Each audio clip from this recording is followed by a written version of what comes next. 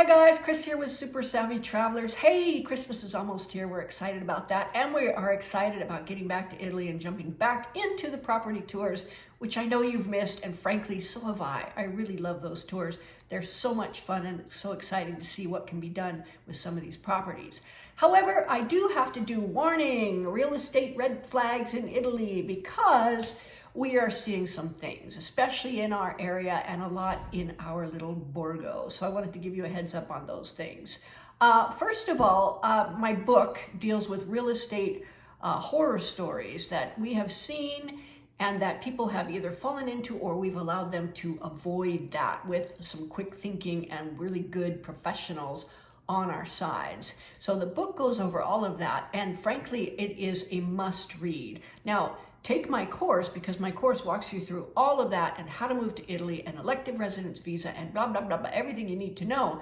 But the book, if you're going to buy a property in Italy, you need to know all of the holes that you can fall into, because some of these people fell into very deep, very expensive, and very heartbreaking holes and are now digging their way out. It's just a lot easier to build a little bridge over the hole than it is to build a ladder from nothing and try to find your way out of it. So that's why the book is written, and that's why I'm doing this real estate red flags video.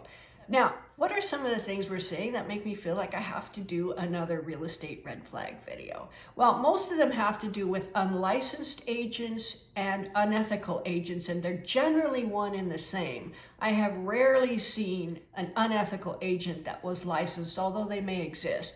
Certainly in our area, we have a lot of really good real estate professionals who have been doing that job for years and years and years. They're well respected. They have clients that rave about them, and they're wonderful. So be aware that when I'm talking about unethical real estate agents, I'm usually talking about the guys who are also operating illegally. It seems to go hand in hand quite a lot.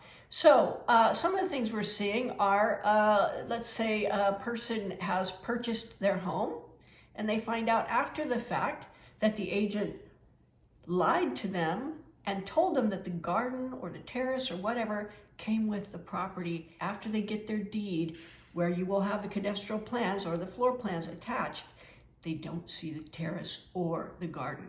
And the real owner of the garden asserts their right to the garden, and you're hosed if that's you that made that purchase. So in my book, I tell you exactly how to avoid that. There's no way somebody can get away with that if you know what to do. Another thing we've seen is that the agent went to the buyers to cover some fees that they really should not have had to cover, and then pocketed the money. And then the buyers, in order to finalize the transaction, had to come up and pay the fees again. And it was a lot of money. And it was very, very upsetting time for these buyers. Luckily, they're very, very resilient, and it didn't sour them on Italy in general, but they were quite upset because it was a lot of money. Another thing I saw was another one of these illegal agents, and a couple of my clients had said, oh, I wanted to go see this one property, and he's the listing agent, which he wasn't, but whatever, he was the guy representing the property. And so I went with our architect and we toured, and we're standing out there on the terrace, and he says, you know, you could build a pool up here. And I'm looking down, and there's columns holding up the terrace. You know, there's nothing underneath it. And I'm like, you can't do that. I turned to the architect right then and there. And I said, you can't build a pool on this terrace. Can you? He goes, no.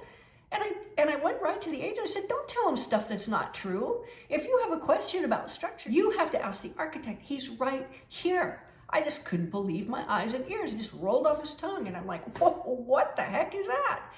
That happens.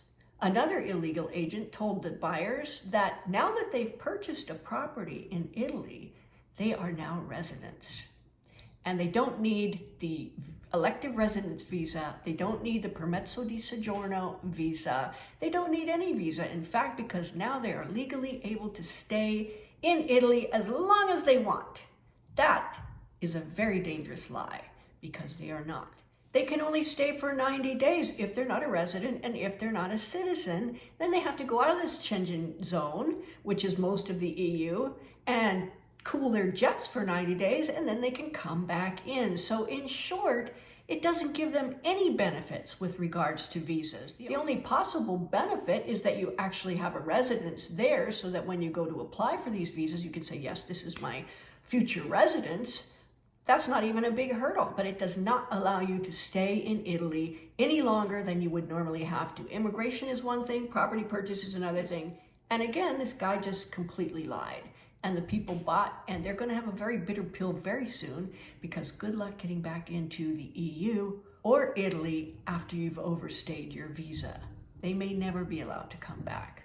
Another thing I've seen is that the real estate agent lines up renovations and none of it is permitted. And in fact, who knows about these builders? We had a recent situation where a project was shut down because they were doing all kinds of stuff illegally. No permits were gotten.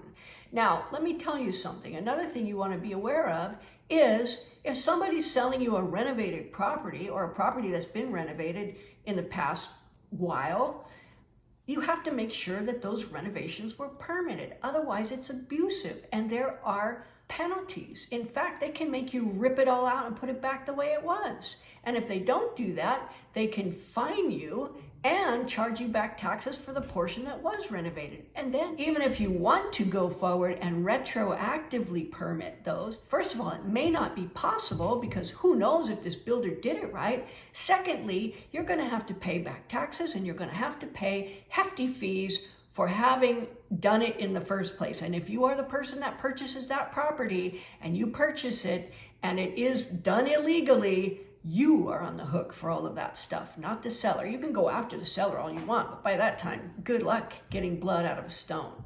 And good luck with the slow litigation process in Italy. It's as expensive as it is in the US. The question now becomes, how do I know these people? How do I know the good agents from the bad agents, or the good agents from the illegal people representing themselves as agents, or even now as property consultants, which there is somebody in our Borgo who has decided that they are now in business as a property consultant and have been actively targeting our clients. Understand that this person does not have a business. They do not have an LLC or an SRL, which is more or less the Italian equivalent of an LLC. They don't have insurance. They don't have legal things in place. They are operating illegally.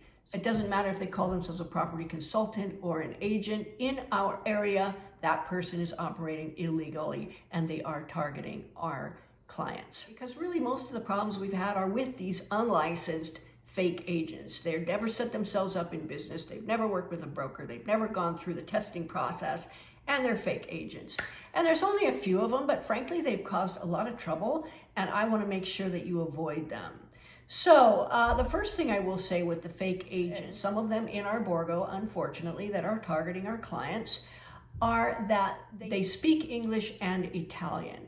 And they tend to hang out in the coffee shop down there, the cafe, or in the piazza, or they see you on the street. They listen for English. They're even down in Scalea, down in the places where they know English and American people hang out.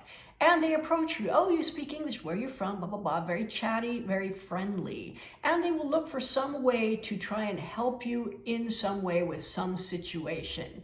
And what it is a method to put you under a social obligation. Now understand, in Calabria, when somebody helps you, there's no social obligation there. In fact, they get offended if you offer to give them money or give them something in return. I have had people get offended when I first got there and they would pick me up and drive me somewhere or something, or show me someplace. Like, oh, can I give you some money?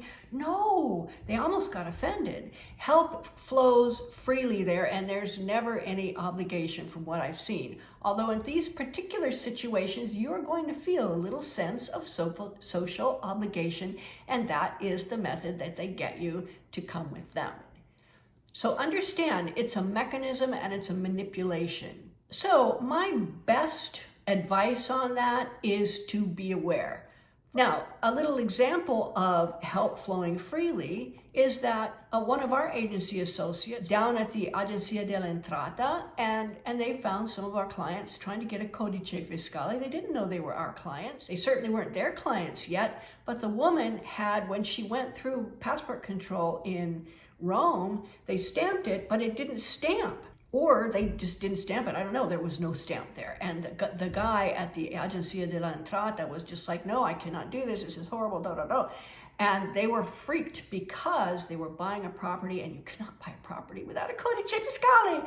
And it looked like they couldn't do it without going back and coming back and getting it restamped or something. So Lucia and Marco from FM Immobiliare, they rescheduled their appointments for the afternoon. They stayed with our guys. They handled it in such a way that they were able to get the codice fiscale for this person who was so grateful. Now, at that point, they could have taken full advantage. Come with us, we have property. They didn't, because help flows freely. They didn't even know they were our clients, so they didn't know they were doing us a huge favor too. They were just doing it because that is the prevailing culture of the area. So if somebody does you a favor and then tries to put you under a little social obligation or cops an attitude because you're saying, I don't want to do that, that's not done there. That is one of the first things that you want to look for. Now, the legit guys have been in business for many, many years. They have an office with a sign and a bunch of properties out front. They have a license, so ask for a license and make sure it's up to date. They also are very well thought of. People like Ivan De Luca, very well known, very well thought of. Andrea Mobiliari has been there forever. Everybody knows him and they know he's an honest guy. Other guys like Gesticasa, Professione, all of these people that we've been using, we have been over the moon happy with because they treat our clients like gold. And if you find a listing that's not with one of our agency associates, just ask people. In fact, if you ask some of the English-speaking people there who have been there a while, they know all about the illegal property sellers, and they can tell you a few stories themselves.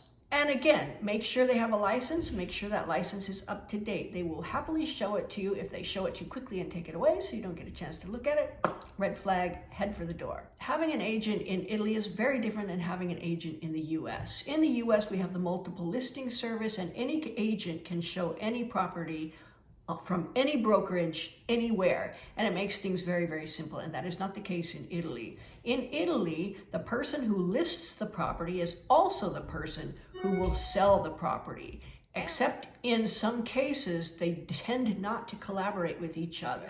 Again, we do have some collaboration with our associate agents because they're getting to know each other, and in certain cases it makes a lot of sense, but most of the time they don't. So you might have to go to several different agencies in order to find the house that you really, really love. Now understand, they know that, and they don't get upset if you don't buy one of their houses. They understand they don't have a house for you. No, you'll go over to another one, and the next guy will come over from another agency and they'll buy from them. So there's no hard feelings if you go to another agency and find the perfect house. Now, how are we different? We have set up a business model where we have agency associates that we vetted and we love, and we're always taking on more. So if there's anybody in the area that wants to be an associate with us and they treat our guys good and they're ethical, we're happy to work with you guys. We're always looking for new guys, and we are taking on new guys as we speak. So there's other opportunities happening. We've set up that. We've set up the builder and the architect and the furniture makers, bespoke furniture. We've set up the material suppliers. We've set up furniture sellers. We've set up all of these things. And because there's a huge influx of our guys coming in and making purchases, they treat our guys like gold. Sometimes you even get discounts that other people might not get because they have so many people coming in and making purchases for them. And we are forever grateful for that. Let me tell you, this is a labor of love for us. Our goal is to boom the area, bring in economy, bring in commerce, bring in business, and we have done that. And the thanks and the gratitude has been wonderful. And the thanks and gratitude comes out and is expressed by how they deal with our clients. They have been fabulous. We do have a business that's legal in Italy and legal here in America. We have insurance. We have Nick Metta at Studio Legale Metta, who ensures that everything we do is legal and we won't get into any trouble. We have everything set up that we need to have set up to run our businesses here and in Italy. And in addition, I do want to say that we put a lot of work into what we do. We're constantly studying, we're constantly looking at the new laws, we're constantly talking to our people. What have you run into? Let's research that. We're constantly talking to Nick Metta at Studio Legale Metta. We're constantly upgrading all of our skills in all of these areas, and we post almost every single day. We have in excess of 900 informational videos up on our channel and all across our social media.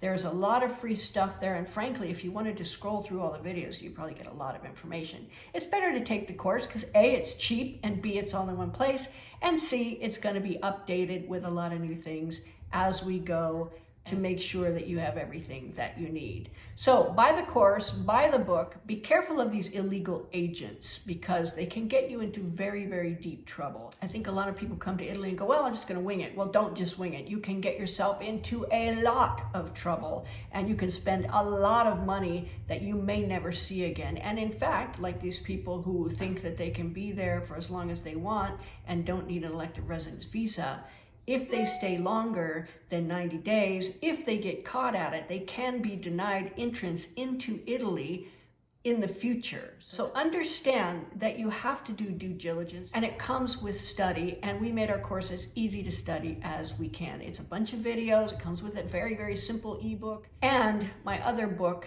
about the real estate horror stories is very fun and easy to read. And in the end, there's a checklist that will protect you from all of those horrible, awful circumstances that you might find yourself in. So there you go, guys. Sorry in this festive time of year to put up a bunch of real estate red flag videos. And we see stuff and I don't like it. And I want to protect our guys who come because they trust us and they trust the people that we trust. I don't like them being targeted by certain people. So there you go, guys. Stay tuned. I'm going to have some more property listings up there. I'm kind of going through our agencies and looking what they have on their websites. And when we arrive in Italy again in January, we have our cooking class with Vincenzo Grisalia. That's on January 6th at 10 o'clock. And you can email me for information on that. We're going to have the cute Isidoro and Monica from To Amalfi with Love Tours. And they are going to be hosting this class because it's going to be so much fun. It's a cooking class and a massive lunch. And be ready because you're going to, first of all, diet before you get there. And secondly, give yourself a break the next day because you're going to need to give your stomach a rest after that. You will have a food coma and it's going to be fun and exciting.